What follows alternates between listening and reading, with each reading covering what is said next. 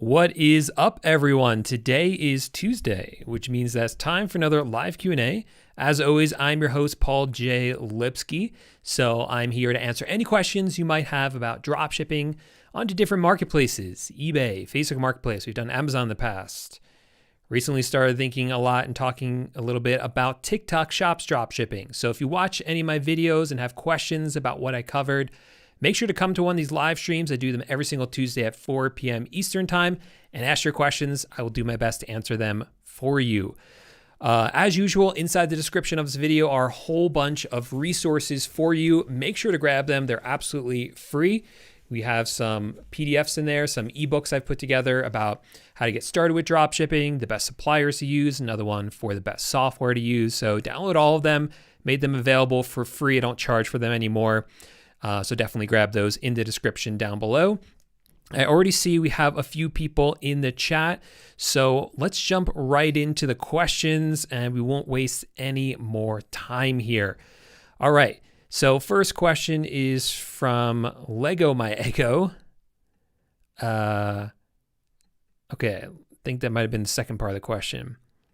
So Lego My Ego says, when you have found an item that has met your selling requirements on Zeke, then go to your supplier. Should we list multiple but products close to that one? Or find the one that's closest, then list that one, then start the whole process over again? Is your dropshipping course currently up to date? All right, so let's break down all of those questions and all the parts of it for you, Lego My Ego, and for anyone else who's listening at home. So for those of you who don't know, Zeke is a software that we use to help us do product research. I'm trying to pull it up so I can show you all what it looks like. There we go, Zeke Analytics.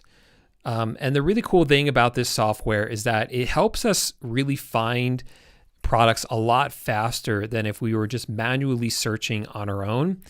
So this is what it looks like when you log in to Zeke. And there are several different product research tools available here. Right now, just so you guys know, like this product, all these images aren't showing up. It's because I have this new ad blocker on that I just downloaded. It's probably messing it up. Let's try refreshing it. That's probably what's going on. And I have other stuff on here. This is not the best browser to be looking on. I should have just used Google Chrome like I normally do, but I was kind of messing around with some settings. So it's going to look a lot nicer than this. Unfortunately, I just kind of screwed up my whole browser recently with all these ad blockers. Anyway, but this is generally what it looks like. And like I said, it has a whole bunch of different product research tools. So right here, this section is a trending eBay products section. So this will tell you kind of like front and center, show you some hot, popular products that you can just grab right here without any further research. So for instance, I have it set up to show me products from Walmart. So it says this, and again, I apologize, the images aren't showing up. I got to fix that somehow. That's on my end. It's not Zeke's fault. But this is like some sort of blood pressure monitor of some kind.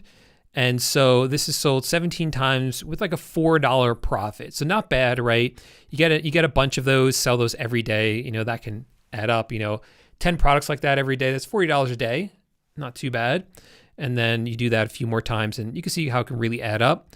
But you can change this. So if you want to drop ship products from like AliExpress or Amazon, like all those choices are there. Like this is a $56 product that's sold 83 times. So there's just a lot that it gives you right there. But that's not the only product research tool. There's others here on the left. So like this section is a trending dropshipper section. This is one of my favorites because this kind of is like a cheat. I think of this like the cheat code because it actually shows you sellers that are already dropshipping on eBay and will allow you to actually look at all of their products and see which ones are the most popular. So for instance, this seller right here is doing like $13,000 a month in sales, for instance. So what I can do is I can go ahead and scan their store and it's looking at all the products and it's telling me, hey, like this one has sold 32 times in total, 10 times in the past month. So if I can go ahead and try to find a product similar to this one, then I'm going to go ahead and list this into my store. So what the question really was, okay, let's say this is a product I want to sell. It's some sort of Whirlpool part. or maybe like these are like different parts for whirlpools. Let's find a different product let's come to a different dropshipper and scan their store. Just for the sake of this, look at this seller's store. So this one's selling some like motorcycle helmet visor, right? It is sold 19 times in total, 5 times in the past month. So you know it's popular right now. So what you can do is you can go over to your supplier's website and actually look for these. So if I come over here to, like I said, I've switched to this new browser. This is freaking, like, how do I do, new private window. There we go. So I come down over to Amazon.com and I'm going to search here for, let's see, motorcycle helmet visor, right? And then I can find similar ones here, just a visor part, and actually list these up for sale. So here's one right here. Here's one right here. And what I would do is I would actually usually list up a few of them.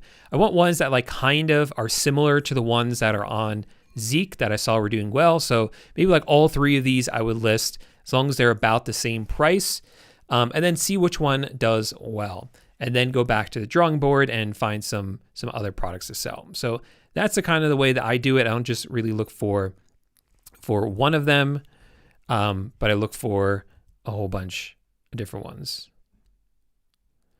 All right.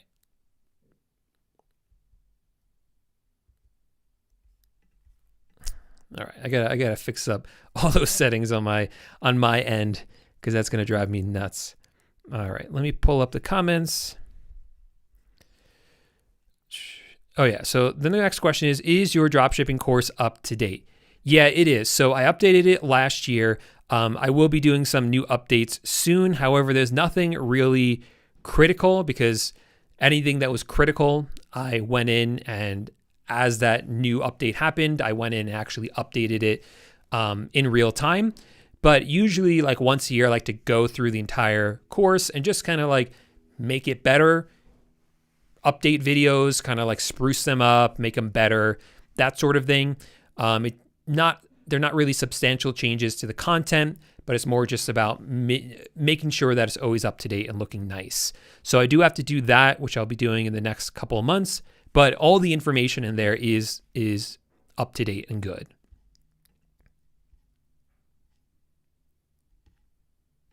Okay. We have a question now about Facebook Marketplace dropshipping. So let's look at this question. It says, hey, Paul, I wanted to ask how you actually make a sale on Facebook Marketplace, as I'm able to get many customers, but all of them are phishing. I want to ask what would you do in that situation?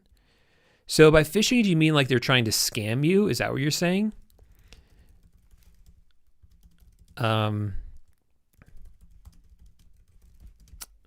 So if that's the case, we get those people all the time who kind of reach out.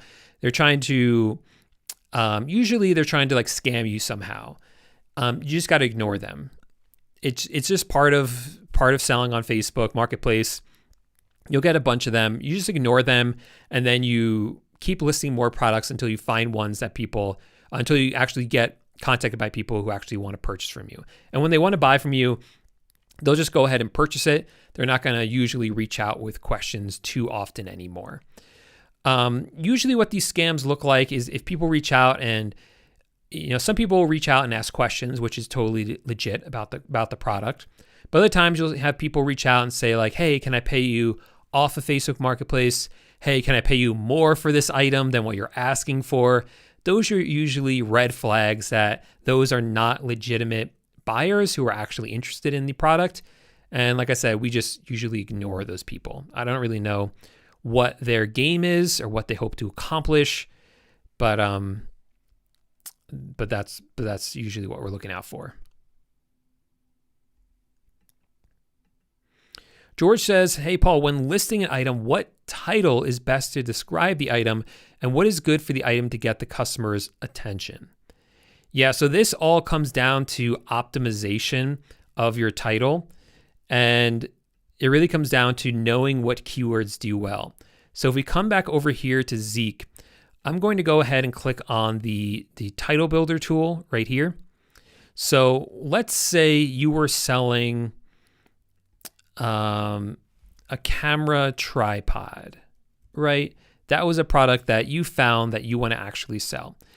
Now, that product might have a really long title. It might be like 6 foot long camera tripod with telescoping attachments, whatever.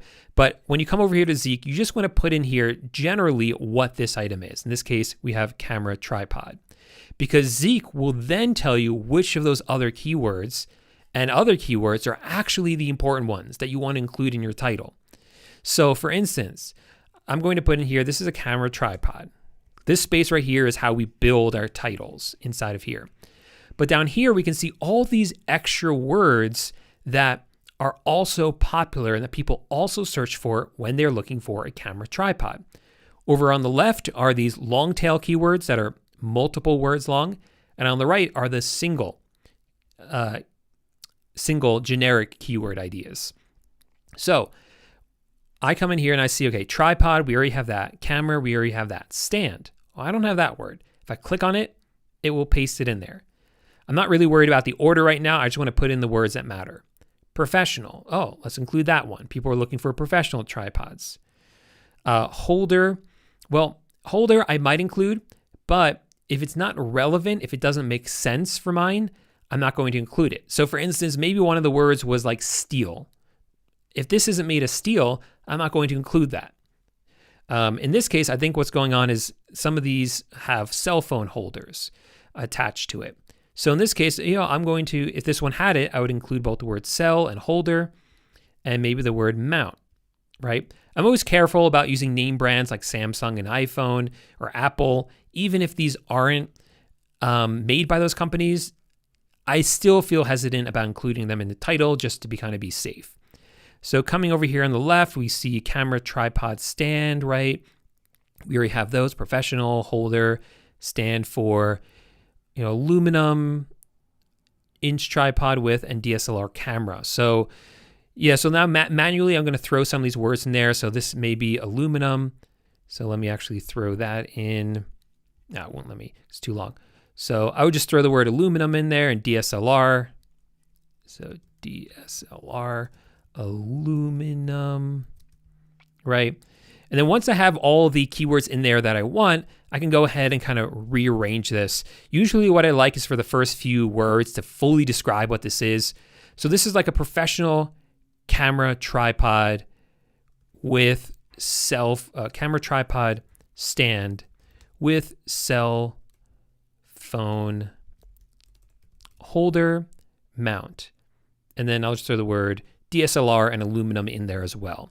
So that's a really good title right there. As you see, we really filled it chock full of all of those keywords that people actually look for. And the first few words really fully describe what this is. Professional camera tripod. That's it.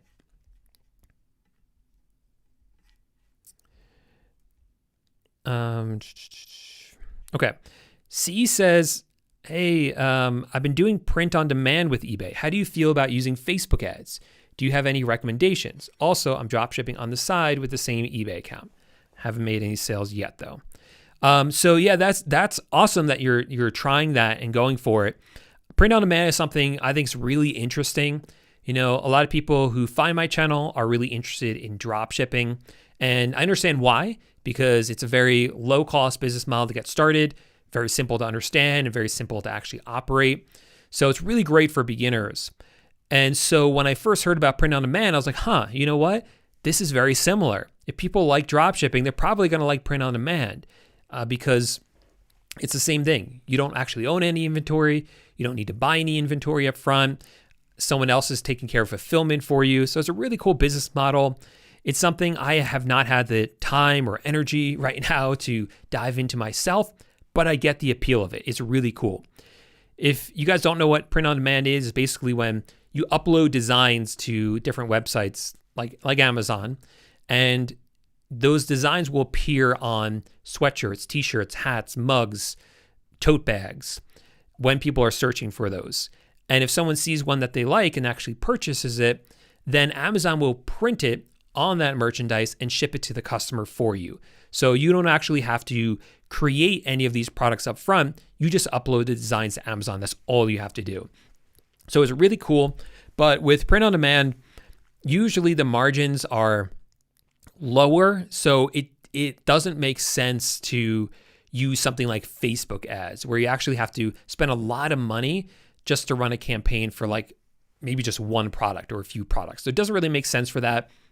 What you could do though, in the case of eBay, is do something like, because you can also do print on demand with eBay, but obviously with that you have to use like a third-party sort of software for that. But with eBay, you want to actually run ads on eBay using promoted listings. So that's what I would look at for you, is running promoted listings for both your dropshipping products and for your print on demand products as well.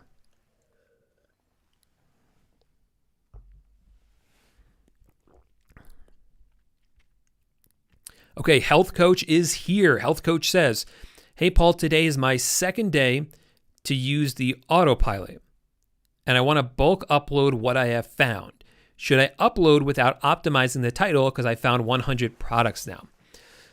Okay, so let me sort of unpack that, because there's a lot I want to talk about here that I think is really important for people to understand. I'm spending a lot of time answering each question, but I think there's so much important stuff. I'll try to get through the next questions quicker though. So the autopilot is a tool on Zeke that allows you to actually find multiple products that fit your criteria. So you can put in there, hey, I want products that are this price, that have this number of reviews, et cetera, and it will only find products from like Amazon, for instance, that fit that criteria. That's great because it really allows you to narrow in exactly for what you're looking for. However, I am not the biggest fan, or not a fan at all, of bulk upload drop shipping on eBay. I have found that, especially for beginners, it risks your account. eBay doesn't really like when new accounts have massive amounts of products being quickly added to it. So I wouldn't take the risk. I don't think bulk uploading is the way to go. And it also kind of enables you to be lazier in a bad way with your drop shipping. I found that the best way to do drop shipping is to actually take the products that you find and to optimize them. So what I just showed you with building titles, that is what you want to do with all your products. You get faster at it. It goes faster. But if you want to make sales, that is what you have to do to actually get your products to sell and get your products to be found. So when you bulk upload, you're not going to be able to do that. So that's why I'm not a fan of bulk uploading at all. Yes, Nathan, how's it going? Glad you're here.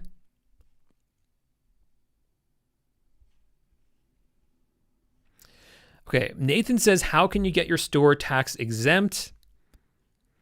Can you explain that in a video? So I don't have any videos that are public that explain that process, because it is such a multi-step process.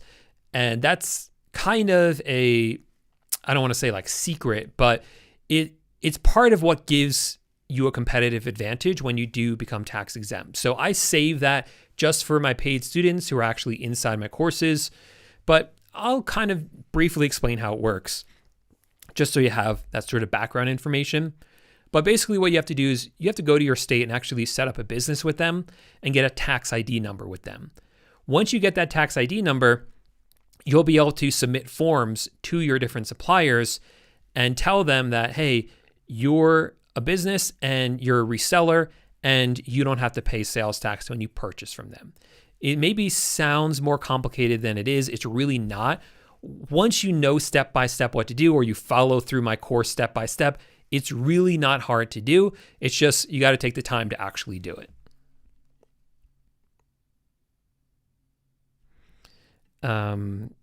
Okay. Tyler says, have you ever tried email marketing for an e-commerce website? If so, is it allowed? Only someone provides email to that person, or can you get a random list of emails?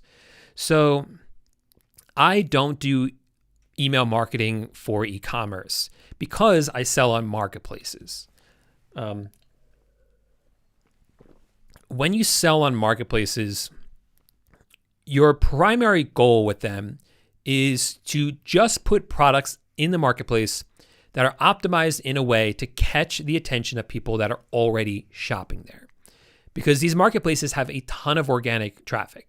And by marketplaces, I mean eBay, Amazon, Etsy, Facebook Marketplace, TikTok shops, all these places. They have a ton of organic traffic. You just need to know how the algorithm works and know how to get that organic traffic. That should be the game. Things like email marketing, not only are they not necessary because of that, but it's also really not allowed. You're not supposed to take the emails from the customers and actually use them yourself. And that's why a lot of these websites don't even give you, don't even give you the emails or the customers. So you won't even have access to that.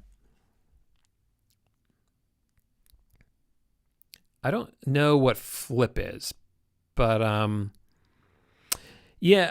think I know what you're saying though, Tyler. Tyler's saying, can you use a cross lister, which is basically you list a product into one software and it will list it to both Amazon and eBay. That's sort of what AutoDS does. So AutoDS is what we use for automating our dropshipping store. You can have one AutoDS account that's linked to both your eBay account and your Shopify account, for instance. And there's a bunch of other Facebook Marketplace. It works with a bunch of marketplaces. So that can be an all-in-one system for you that's like a cross-lister.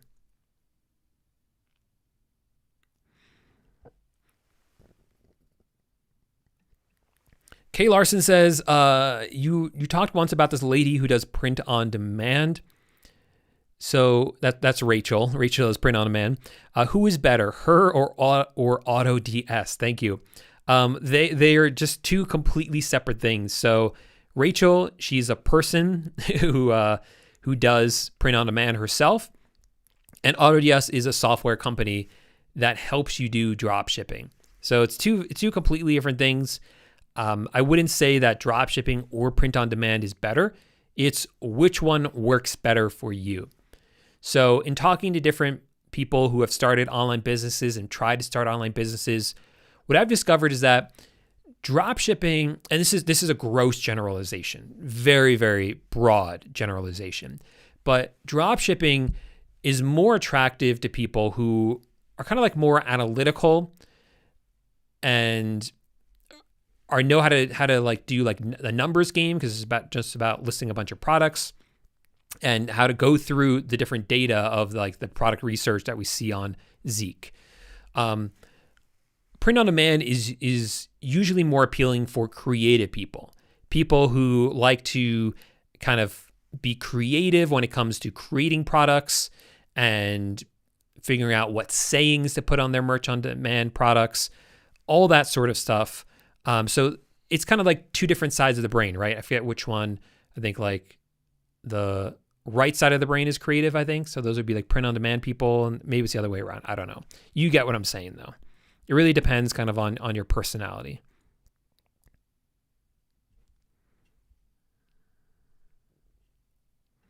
Yes. So Lego My Ego says, since we are making our unique titles, can we price the items uniquely or for what you are seeing on Zeke? So I price my items, and I recommend people price their items regardless of what other people are selling the product for. Now, with that said, what I really recommend that you do, again, is when you're doing your product research and you find similar products on your supplier's website, those are similar products. They're not the same product. So it's going to be something different. Usually, a lot of times when you do that, you're introducing a new item to eBay that no one else is selling or very few other people are selling. So we price our items regardless of how much else someone else is selling it for. Does that sometimes mean we're the highest? Yes. Does it sometimes mean we're the lowest? Yes. But even when we're highest, we still sometimes make sales because we have unique titles. So what we do is we sell all our products at the same markup, no matter what. I don't individually change that.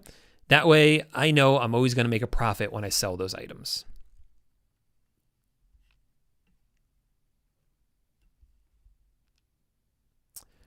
You're welcome.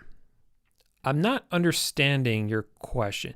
Hey, Paul, it says all buying accounts are disabled for auto ordering on 2 of my Amazon stores.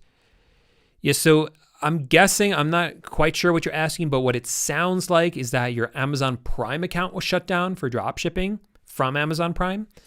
So that's something I always try to warn people against is you can't use an Amazon Prime account to drop ship. You can use a regular Amazon account to drop ship. So that means that you want to usually keep your items over $35 so you have items with the free shipping. But yeah, don't use a Prime account for drop shipping, only a regular Amazon account.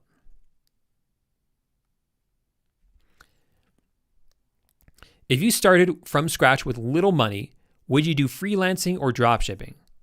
If you started from scratch and had a job, would you start with freelancing or eBay drop shipping? The answer is the same for both. I mean, this is literally what I did. And that's eBay drop shipping. I was working a full-time job, but I wasn't quite happy with it. So I started this side hustle, eBay drop shipping, and I ended up making more money doing that than at my job. So that's when I quit. And one of the reasons I picked it was because I didn't want to invest a lot of money up front.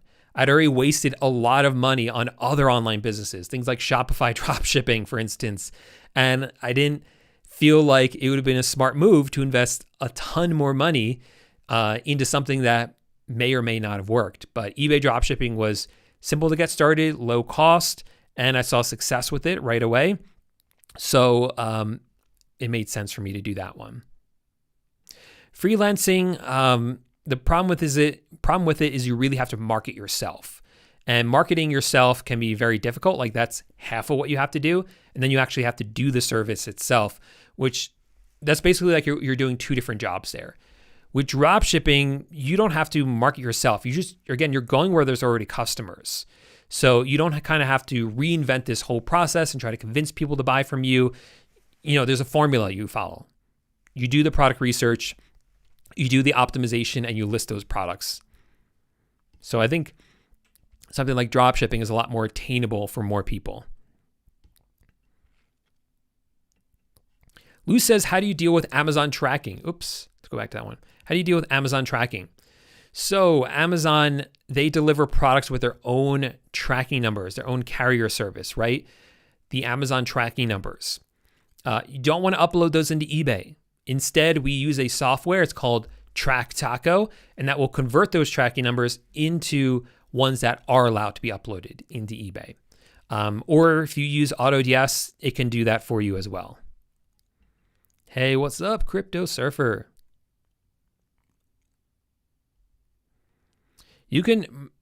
So when it comes to Zeke, I showed you in the beginning of this video a few different product research tools. We talked about the Turbo Scanner as well. You want to be using all of them, honestly, because some days I'll go in and right there on the dashboard are some great products to sell.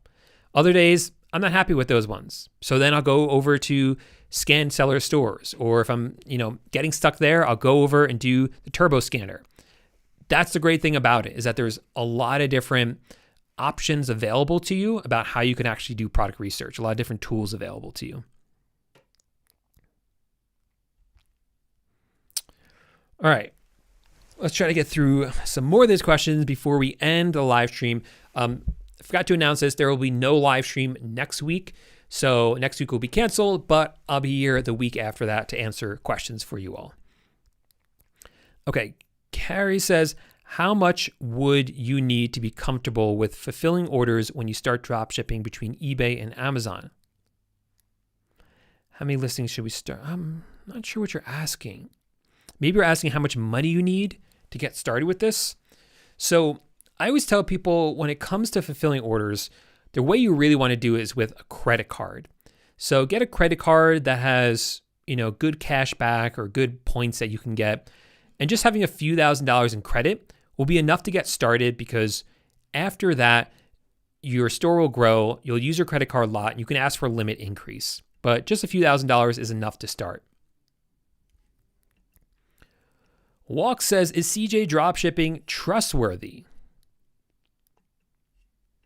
Because it wasn't to do everything with the eBay account. Oh yeah, yeah.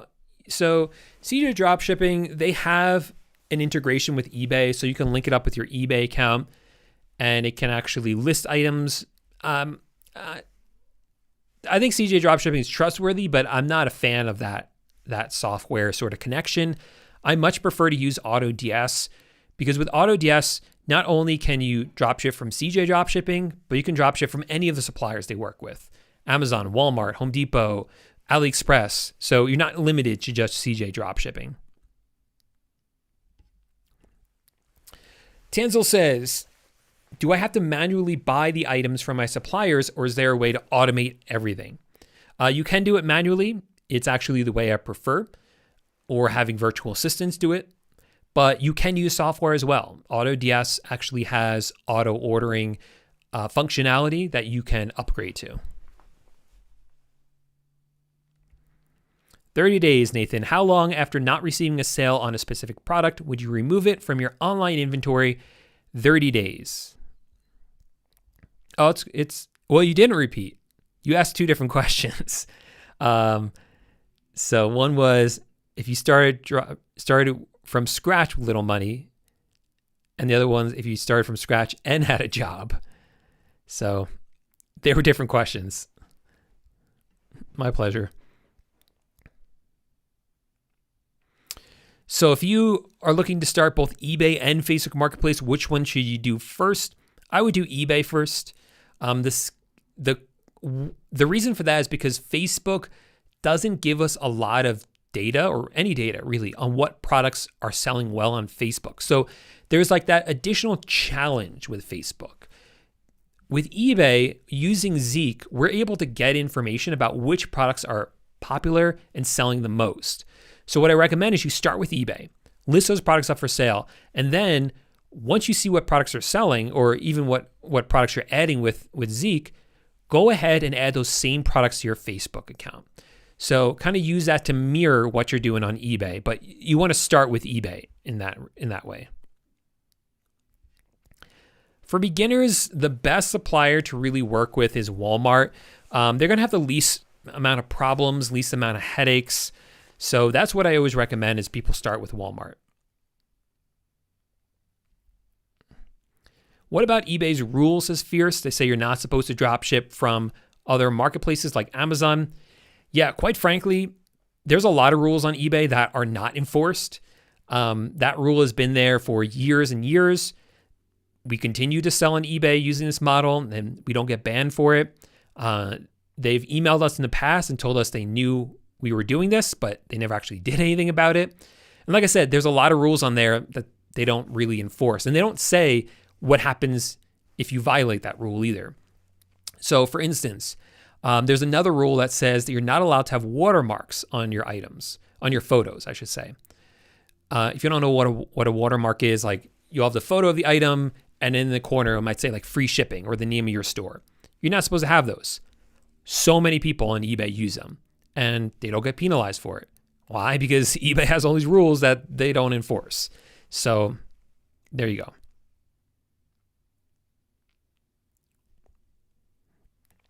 Finding Profits has two questions. First one, how do you handle the shipping label that arrives to the client with your name on it? They don't have your name on it. So when you order the product, so you get an order, let's say you go and order it from Walmart. The shipping label is going to have your customer's name on it, not your name on it. And inside the box, Walmart doesn't include any papers inside the box. Amazon doesn't include any papers inside the box either. A lot of suppliers don't include any sort of invoice inside the package anymore.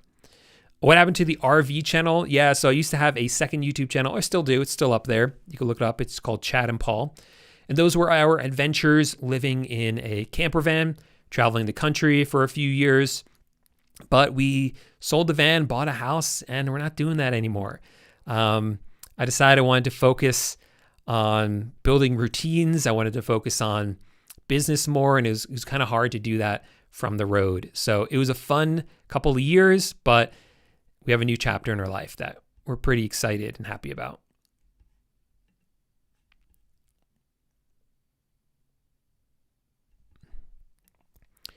Can you please tell me why Amazon bans Amazon Prime for dropshipping? What types of products should we sell, FBM or Prime products from Amazon? Okay. So I don't know, they don't want you using Prime for dropshipping, but you're allowed to use a regular Amazon account. As long as you have a regular Amazon account, it doesn't matter what products you dropship, but focus on products that are shipped by Amazon. That way it causes less problems for you.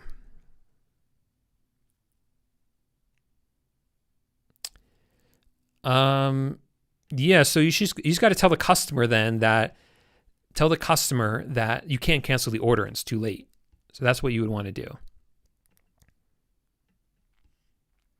All right, I'm gonna quickly get through these last questions because I feel my voice. I'm losing my voice right now. So, would you recommend newbies start Walmart to eBay rather than Amazon to eBay? Yeah, I mean either one is fine, but Walmart again I just think is a little bit easier.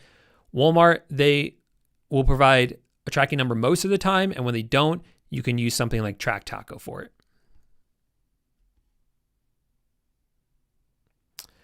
That I don't know about because I've never canceled with them. But you don't have to upload a lot at once. You can just do bits as you need it.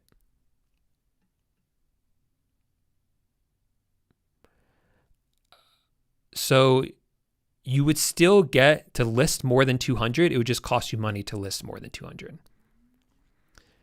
All right. So that's where I'm going to close it out for today. I did get through all the questions. I'm sure there'll be more, but like I said, I feel I'm losing my voice a little bit, so got to rest it.